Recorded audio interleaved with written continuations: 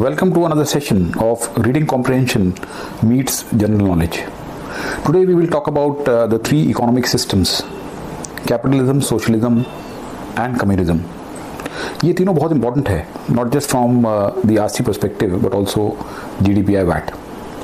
As a aspiring MBA student, you need to be well aware of what these three mean. So सबसे पहले बात करते हैं capitalism. Capitalism मतलब होता है, उसको हिंदी में बोलते हैं पूंजीवाद. सो हियर एन इंडिविजुअल और a business is allowed to own the means of production. So जो प्रॉपर्टी है या मीन्स ऑफ प्रोडक्शन है वो individuals can own. They can decide what they want to manufacture, how much they want to manufacture, where do they want to sell, at what price they want to sell. So all these decisions are based upon the market forces. There is minimum government intervention. Capitalism as the economic system is the most prevalent, especially if you see the Western world, the US and the Western Europe, and even the countries which were otherwise not capitalist have moved to a shade of capitalism in their economic system. Capitalism के जो critics हैं वो कहते हैं कि इसके कारण economic disparity बहुत बढ़ जाती है.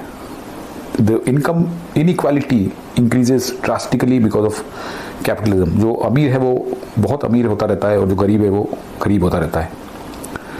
While this may be valid, but क्या दूसरे सिस्टम जो हैं they are answers to this?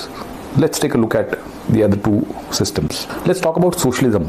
So socialism as an economic system focuses on the means of production being owned by the society or the government. So जैसे India, when we started out after independence, we were more of a socialist kind of we followed socialist economic system, which means most of our businesses were owned by the government. Even the banks were nationalized. There was hardly any private business. Whatever was there was highly regulated. But after the economic reforms in 1991, we started moving towards capitalism. So socialism as a philosophy कहीं पे भी purely socialism नहीं चल रहा है. If you look at countries like Sweden, Norway or Finland, they have a great mix of capitalism and socialism. So they are also called welfare states. They levy heavy taxes, but then they simultaneously provide great services like free education, free healthcare to people. So mixed economy generally होती है, purely socialist states नहीं होते. Okay. So let's talk about communism. Communism is the extreme form of socialism. Here there is no private ownership of property or any business. All the means of production are owned by the government. They decide what to make, how much to make, at what price to sell. There is a focus on having a classless society where everybody is equal. Now this looks or sounds very promising कि सारे लोग एक जैसे होंगे और there will be equality all around. But unfortunately the implementation leads to authoritarianism. तो जो Russia में हाल हुआ था after communism came after the Russian Revolution in 1917.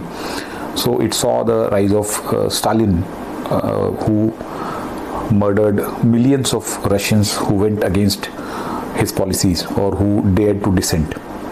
So communism as an economic system, it lasted till 1990 until Soviet Russia disintegrated.